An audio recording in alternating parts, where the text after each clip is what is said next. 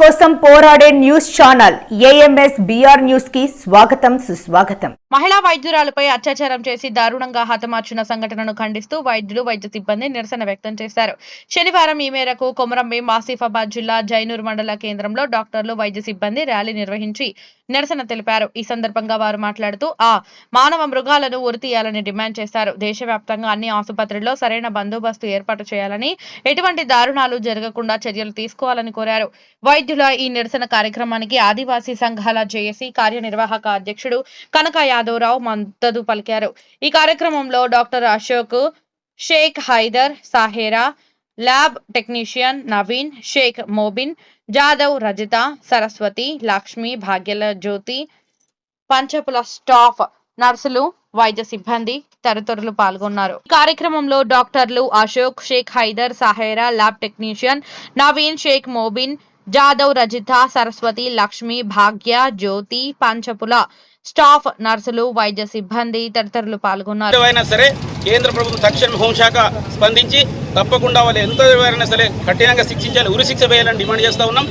Agency ప్రాంతంలో ముఖ్యంగా రాత్రి వేళ కూడా కొంతమంది వచ్చి అక్కడ సిస్టర్లను బెదిరించడం, డాక్టర్లను బెదిరించడం జరుగుతుంది. కాబట్టి అటువంటి సంఘటనలు జరగకుండా పకడ్బందీ చర్యలు ఇక్కడ రాష్ట్ర ప్రభుత్వం కావచ్చు, కేంద్ర ప్రభుత్వం చర్యలు తీసుకోవాలా. వాళ్ళకు ఉన్నటువంటి కఠినమైన చట్టాలను తప్పకుండా అమలు చేయాలా. ఎందుకంటే డాక్టర్లు దేవుళ్ళు సమానం కాబట్టి ఏ పరిస్థితుల్లో మనం పోయినప్పుడు ఖచ్చితంగా వాళ్ళు రెస్పాన్స్ ఇస్తారు, నాణ్యమైన వైద్యం అందిస్తారు. కాబట్టి ఈరోజు ఒక వైద్య విద్యార్థి కాకుండా ఎవత్తు మహిళలపై జరిగిన భారత మాత ముద్దుబిడ్డ పైన అత్యాచారంగా భావిస్తారు. వెంటనే కేంద్ర హోంశాఖ తగిన చర్యలు తీసుకోవాలా. దేశ పౌరులందరూ కూడా దీన్ని తీవ్రంగా ఖండించాలా. ఈరోజు మండల కేంద్రంలోని ప్రజా సంఘాలు వైద్య ర్యాలీకి మేము సహకరించినాం.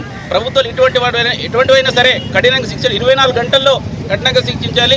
ఎందుకంటే ఇటువంటి ఘటన జరగకుండా చర్యలు తీసుకోవాలా.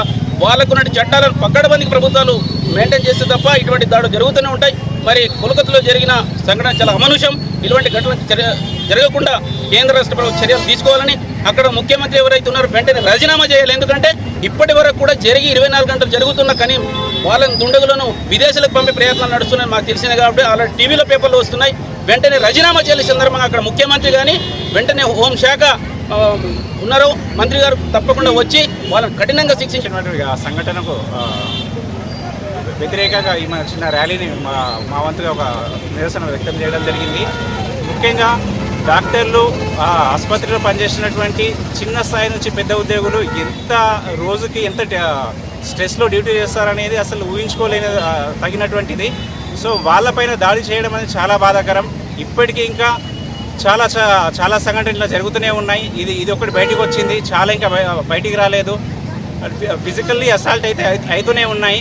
సో ఇట్లాంటి వాటిని మేము నిరసిస్తూ ఇట్లాంటి వాటిని ఖచ్చితంగా ఇట్లాంటి జరిగినప్పుడు వెంటనే వితిన్ ½ అవర్లో పోలీసు వాళ్ళు కేసు పెట్టే విధంగా గట్టి చట్టాన్ని తీసుకురావాలని చెప్పి మేము ఇక ర్యాలీని చేయడం జరిగింది.